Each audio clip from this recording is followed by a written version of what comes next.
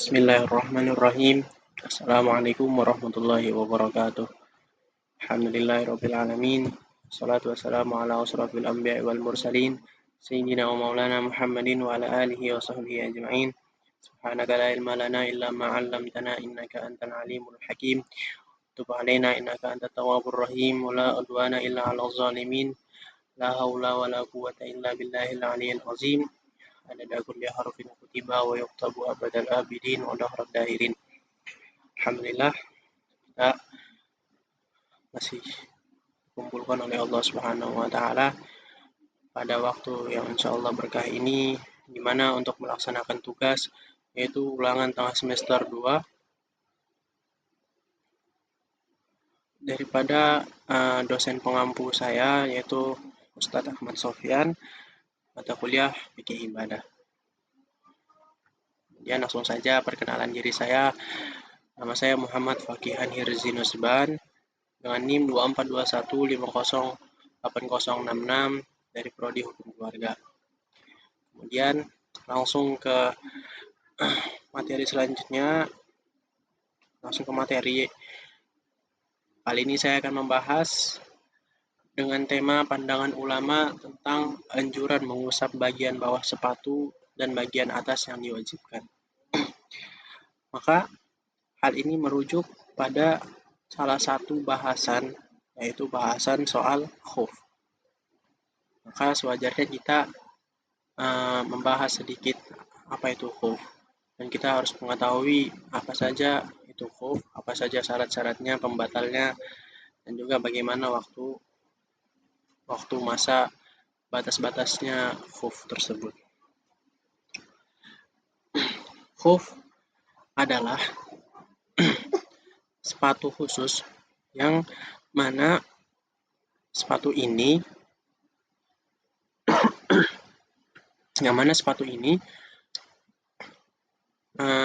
dipakai untuk biasanya pada saat musim-musim dingin.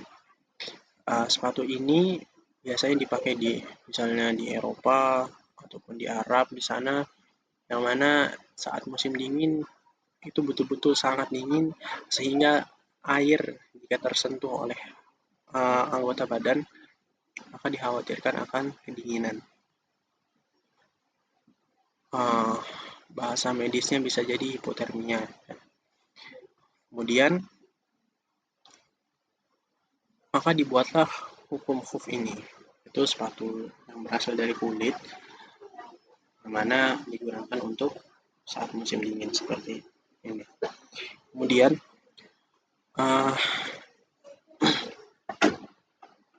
waktu-waktunya. Secara mengusap khuf yaitu pada bagian atas sepatu. Nah, di bawahnya ini nanti akan menjadi perbedaan khilafiyah antar ulama. Ada yang menganjurkan dan juga ada yang tidak menganjurkan untuk mengusap khuf yang ada di bawah. Nah, batas waktunya memakai khuf terbagi menjadi 2. Yang pertama adalah untuk orang yang bermukim. Untuk orang yang bermukim itu batas memakai khuf yaitu 1 hari 1 malam atau setara dengan 24 jam. Kemudian yang kedua, batas seseorang itu boleh memakai khuf yaitu untuk orang yang bermusafir atau bepergian yaitu selama 3 hari 3 malam atau 72 jam. Nah, kemudian syarat-syaratnya. Syarat-syarat khuf. Yang pertama, khuf itu harus digunakan setelah bersuci. Dipakai khuf itu setelah bersuci. Jadi, tetapi khuf itu berlaku yaitu setelah hadas. Jadi begini, khuf itu dipakai yaitu setelah berwudu. Kemudian khuf itu berlaku apabila ia berwudu setelah hadas berikutnya. Jadi kita berwudu, kemudian kita memakai khuf, baru kita berhadas ataupun hal-hal yang membatalkan wudu di situ, baru kita berwudu yaitu sebagaimana biasanya dari mulut sampai ke kaki. Misalkan di kaki kita cukup mengambil air wudhu dan juga kita membasuh daripada sepatu khuf tadi. Nah, itu yang pertama. Kemudian yang kedua, sepatu tersebut harus menutup daripada batas wajib kaki. Maksudnya batas wajib dibasuh, yaitu sampai mata kaki. Dari ujung jari, ujung kaki sampai mata kaki. Kemudian benda tersebut harus kuat. Maksud kuat ini yaitu bisa kuat untuk berjalan dan juga tidak mudah untuk robek. Kemudian yang keempat, tidak berlaku untuk hadas besar. Jadi khuf ini tidak berlaku untuk hadas besar. Hadas besar sudah kita harus mandi wajib. Tidak bisa digantikan oleh khuf. Kemudian pembatal khuf. Yang pertama adalah masanya habis yang tadi telah disampaikan. Masa waktunya telah habis untuk orang yang bermusafir 3 hari 3 malam dan juga untuk orang yang bermukim 1 hari 1 malam. Kemudian yang kedua adalah terlihat daripada mata kaki. Sebagaimana syaratnya tadi, khuf itu harus menutupi mata kaki. Jika ia terlihat mata kaki, maka ia batal khufnya. Tidak bisa dibilang sah khufnya. Maka dari itu, khuf itu harus terbuat dari bahan yang kuat dan juga tidak mudah robek. Nah, kemudian yang ketiga itu adalah berhadas besar. Jika berhadas besar, maka khuf tidak bisa berlaku. Nah, kita masuk ke pembahasan yang akan saya bahas. Ini saya akan membahas pandangan ulama tentang anjuran mengusap khuf, bagian bawah sepatu dan bagian atas yang diwajibkan. Ya, pada ini saya akan membahas daripada kitab Al-Majmu' Syarah Al-Muhadzab karangan Imam An-Nawawi, itu pada halaman 941 dan juga selanjutnya ya, bawah. Kemudian menganjurkan, ada orang-orang yang menganjurkan, ulama-ulama yang menganjurkan untuk mengusap bawah dan sedikit atas yang wajib. Jadi ada ulama nanti terbagi menjadi dua, yaitu ada ulama yang menganjurkan untuk mengusap bawahnya dan tentunya sedikit yang atas yang wajib tadi, dan juga ulama yang kedua itu ada yang tidak menganjurkan untuk mengusap daripada bawahnya.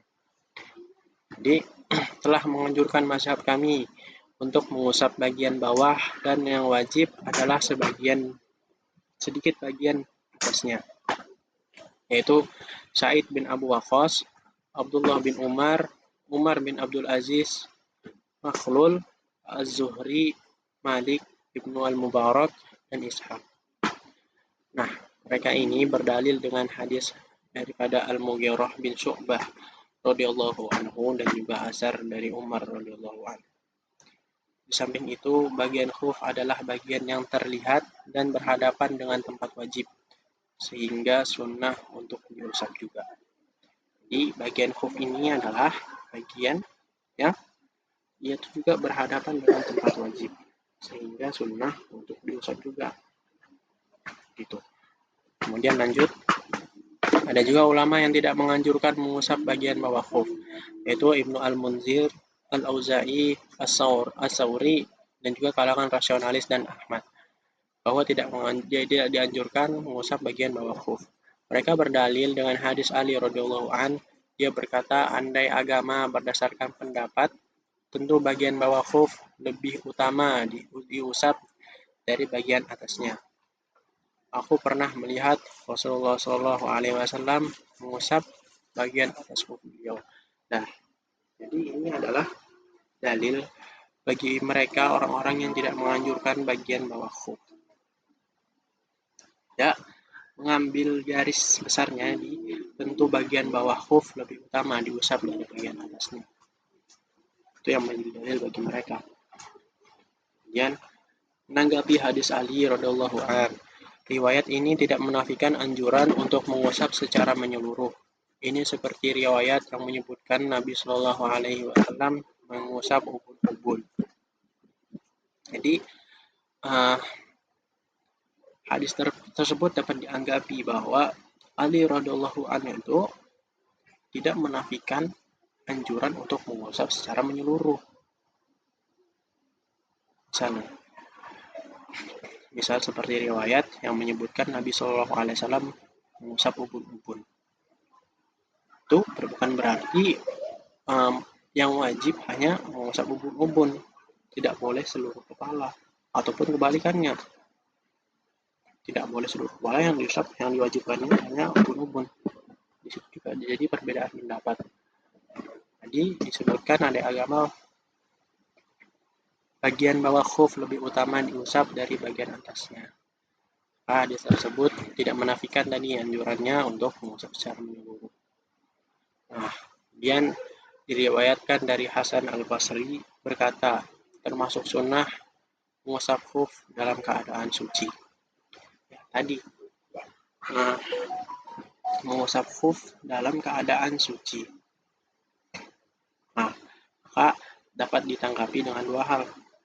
Itu bukan dalil, karena pernyataan Asy-Syafi'i termasuk sunnah begini. Nah, tidak sampai sanadnya pada Nabi, tapi hanya mauquf. Itu pada hanya cuma sampai sahabat. Nah, kemudian yang B, meskipun dalil, tapi hanya anjuran.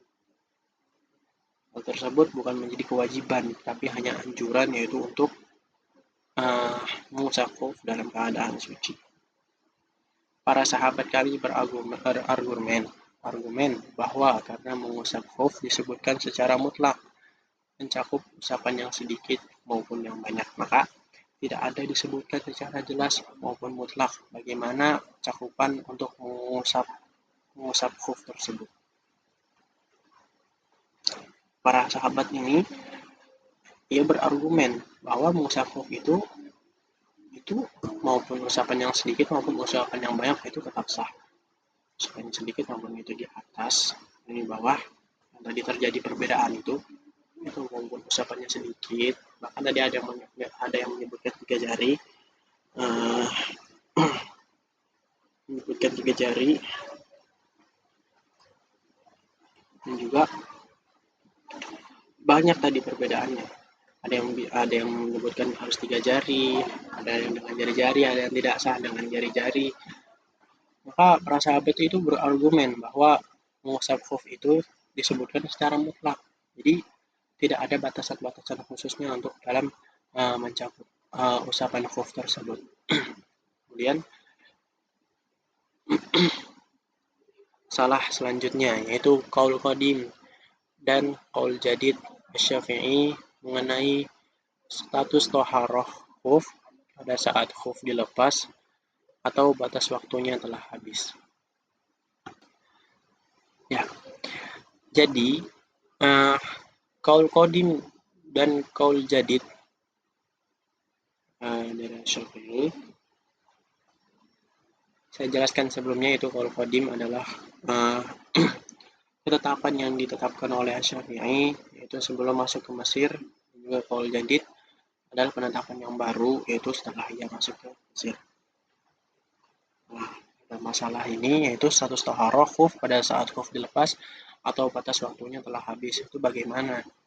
Yang dibahas di sini adalah itu apakah harus ia membasuhnya dari awal, mulai wudu dari awal, atau ia hanya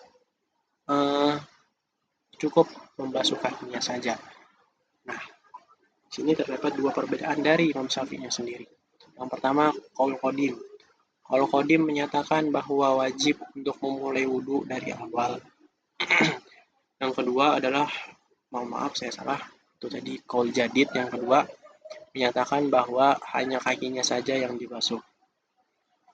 Dalam Al-Buwaiti, Asy-Syafi'i menyebutkan bahwa ia lebih menyukai orang yang melepas khuf jika berwudu lagi, dan apabila tidak, ia cukup membasuh saja. Dalam Al-Um, Asy-Syafi'i menyebutkan masalah pembatal khuf apabila seorang mengeluarkan salah satu kakinya atau keduanya setelah diusap, maka usapannya batal. dan wajib berwudu.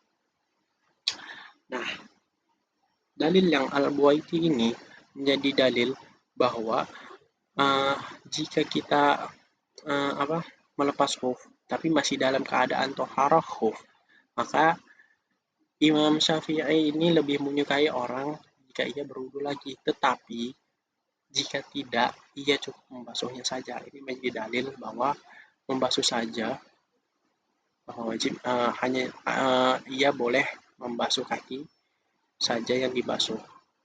Nah, itu dalam Al-Buwaiti. Kemudian dalam Al-Um, ini menjadi dalil qaul qadimnya, yaitu Syafi'i menyebutkan masalah pembatal khuf. Jika usap mengeluarkan salah satu ataupun keduanya kaki tersebut dari khuf setelah diusap, maka usapannya batal dan wajib berwudu. Situ sudah disebutkan secara mutlak wajib berwudu. Tapi di dalam Al-Buwaiti, Imam Syafi'i menyebutkan bahwa melepas khuf menyukai jika ia berwudu lagi, dan jika tidak, ia cukup membasuhnya saja. Menjadi dalil daripada kedua hal tersebut.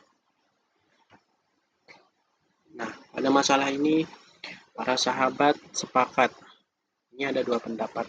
Selanjutnya, mereka berbeda pendapat dalam landasan keduanya. Terbagi menjadi dalam 6 pendapat. Yang pertama, landasannya adalah pemisah wudu. Apabila kita katakan boleh, maka ia cukup membasuh kaki. Dan apabila kita katakan tidak, maka ia wajib memulai wudu dari awal.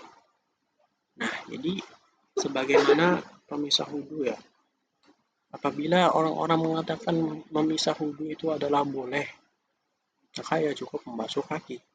Contoh memisah wudu, jika ini boleh, yaitu misalnya kita kumur-kumur, sudah basuh muka, tangan, kepala, telinga, sudah telinga, tiba-tiba air di rumah mati. Nah, rumah berdekatan dengan masjid, maka diperbolehkan untuk berwudu di masjid, tidak perlu untuk mengulang wudunya, tetapi ya cukup untuk membasuh kakinya saja. Nah, itu namanya penyusapan wudu. Nah, orang yang tidak tidak setuju dengan pemisahan wudu, maka ya harus wudu dari awal. Karena apa? Karena sama saja dia ini mendefinisikan bahwa jika ada salah satu rukun ataupun toharoh yang belum suci, maka semuanya belum suci, belum sempurna, maka ia harus mengulang dari awal. Tetapi yang landasan yang pertama tadi, orang setuju dengan pemisahan wudu, maka dikatakan boleh jika ia hanya membasuh kaki saja. Karena sama tadi, ia telah menyempurnakan wudunya hanya selain kaki saja. Jadi kaki cukup dibasuh saja, tidak perlu memulai wudu dari awal. Itu yang pertama. Kemudian yang B, yang benar adalah kedua pernyataan Asy-Syafi'i adalah dalil secara tersendiri, adalah pernyataan yang tidak mendasar. Ini para sahabat yang berpendapat tersebut. Kemudian pendapat yang C, didasarkan pada kedua pendapat Asy-Syafi'i. Jika sebagian anggota wudu batal, apakah batal semua? Jika batal, maka wajib memulai wudu kembali, dan jika tidak, maka cukup membasuh kaki. Ini kurang lebih baliknya lagi ke pertama tadi. Sudah saya jelaskan tadi ya. Jika orang menganggap misalnya ada sebagian anggota wudu kita yang batal, misalnya kaki tidak sempurna, apakah ia batal semua atau hanya kaki saja yang hanya diulang? Jika batal, maka ia wajib berwudu kembali. Tapi jika ia beranggapan tidak, sesuai ulama tersebut beranggapan tidak, ia cukup membasuh kakinya saja. Kemudian yang D, didasarkan pada khuf. Apabila menghilangkan hadas kaki, apakah menghilangkan hadas kaki? Jika dikatakan iya, maka wajib memulai wudhu kembali karena hadasnya kembali lagi ke kaki. Dan jika tidak, maka cukup membasuh kaki saja. Ya, jadi kembali lagi ke pertanyaan-pertanyaannya, jika dan juga jawaban-jawabannya. Jika ulama-ulama mengikuti daripada menghilangkan apakah khuf itu menghilangkan hadas kaki, maka jika ia dikatakan iya, maka wajib memulai wudhu karena hadasnya akan kembali lagi ke kaki. Tapi jika tidak, maka ia cukup membasuh kakinya saja. Kemudian yang E, keduanya berurutan dan tidak didasarkan pada masalah pemisah wudhu. Kemudian yang F, sebaliknya apabila melarang pemisahan wudhu, maka wajib memulai wudhu kembali. Ini kembali ke yang A tadi. Ya, poinnya ada di A. Jika ada orang yang melarang pemisahan wudhu, maka wajib memulai wudhu kembali. Melarang pemisahan wudhu. Nah, khilafiyah dalam keenam pendapat tersebut dari berbagai pandangan ulama. Ternyata masih ada khilaf lagi dalam pandangan 6 tersebut tadi. Di pandangan ulama. Yang pertama, Syekh Abu Hamid berkata, yang kuat adalah pemisahan wudhu. Jadi yang kuat adalah pendapat yang pertama tadi, yaitu soal pemisahan wudhu. Mana orang yang memisahkan wudhunya, apakah batal atau tidak, yang tadi telah dijelaskan. Kemudian yang B, ahli Khurasan dan Imam Haramain tidak sependapat. Mana Imam Haramain dikenal dengan soal hadisnya, yaitu maka dia berpendapat maka dalil tersebut atau pandangan tersebut tidak sesuai dengan hadis. Nah, pernyataan mereka yang tidak sependapat didasarkan pada hal berikut. Yang pertama, pemisahan wudhu tidak membatalkan wudhu. Nah, kemudian yang kedua, pemisahan wudhu tidak membatalkan wudhu karena ada uzur. Sementara berlalunya masa mengusap khuf adalah uzur. Pemisahan wudhu tidak membatalkan wudhu karena ada uzur. Misalnya tadi mati air. Ini menurut pandangan mereka. Misalnya tadi mati air. Nah, ada uzur. Uzurnya mati air. Nah, tidak membatalkan wudhu. Sementara berlalunya masa khuf ini adalah uzur.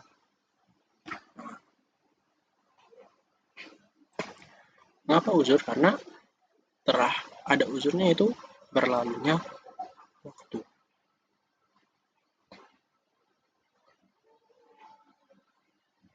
Kemudian yang C, kedua pendapat ini berlaku bila waktu berdekatan.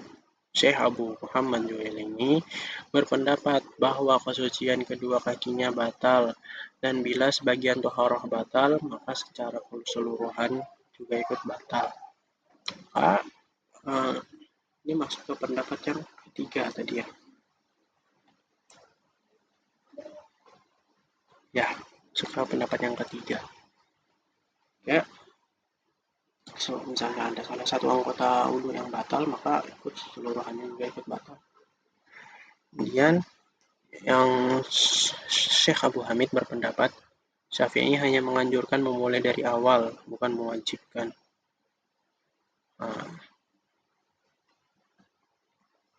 Jadi Syekh Abu Hamid ini berpendapat tidak ada kewajiban untuk memulai dari awal, tapi hanya anjuran saja.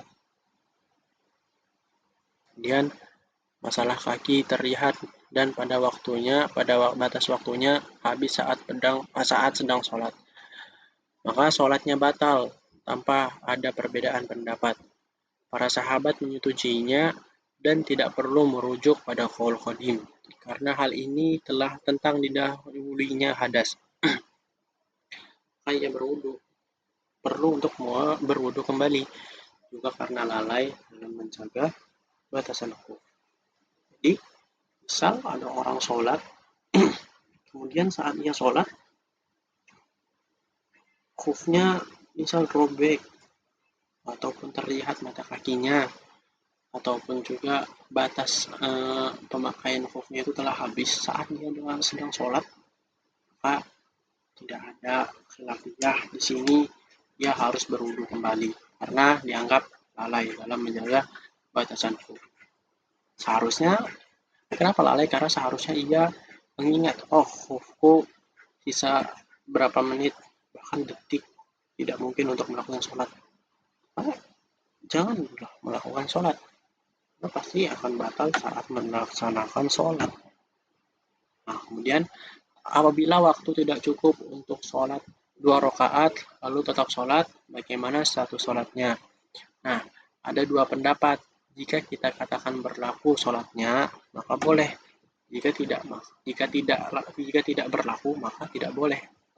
Pendapat yang kuat menyatakan berlaku, karena ia dalam keadaan suci. Lalu bagaimana sholatnya tidak berlaku? Pendapat tersebut adalah pendapat yang paling kuat. Pendapat tersebut adalah pendapat yang paling kuat. Apa? Nah, orang tersebut itu masih dalam keadaan suci. Sholatnya masih dalam keadaan suci. Manfaatnya tadi. Jadi, misalnya ia sholat tapi beranggapan bahwa dia ini sholat dengan 1 rakaat, maka sholat tersebut tetap berlaku. Ya, terima kasih. Mungkin di sini dapat saya simpulkan sedikit bahwa dalam masalah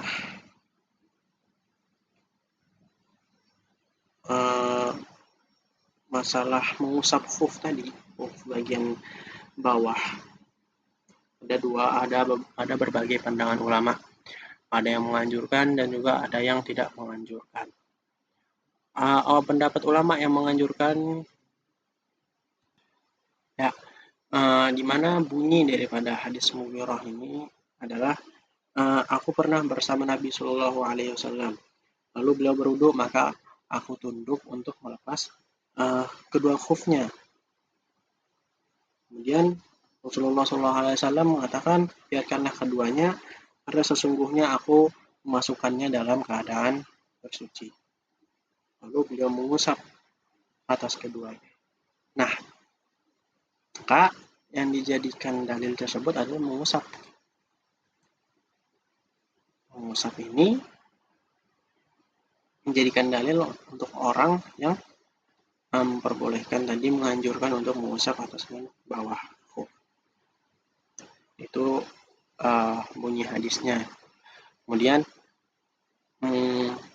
yang kedua yaitu ulama yang tidak menganjurkan khuf, yaitu dengan hadis Ali radhiyallahu anhu tadi, apabila agama berdasarkan akal, maka sesungguhnya mengusap bagian khuf itu lebih utama daripada atasnya. Mengapa? Karena secara logika kita ini berjalan, yang menapaki tanah itu adalah bawahnya. Itu maupun itu ada najis ataupun itu kan bawahnya yang kena. Kata Ali tadi, andaikan agama itu berdasarkan akal, bagian bawah itu lebih utama daripada atasnya. Itu menjadi dalil mereka yang tidak menganjurkan khuf. Nah, kemudian kesimpulan tentang masalah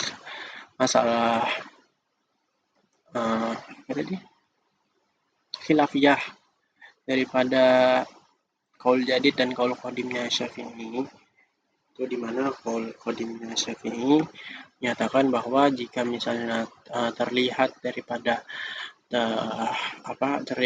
mata kaki ataupun ia melepas khufnya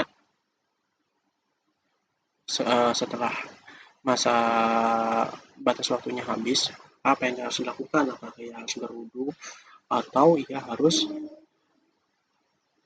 membasuh kakinya saja? Jadi pada saat itu qaul qadimnya Syafi'i itu menyebutkan bahwa ia harus berwudu kembali. Tapi qaul jadidnya Syafi'i, ya cukup membasuh kakinya saja. Nah, itu saja mungkin yang dapat saya sampaikan. Kurang lebihnya mohon dimaafkan, maupun itu penjelasan saya itu murni kesalahan dari saya sendiri, mohon dimaafkan. Kurang lebihnya, Assalamualaikum warahmatullahi wabarakatuh.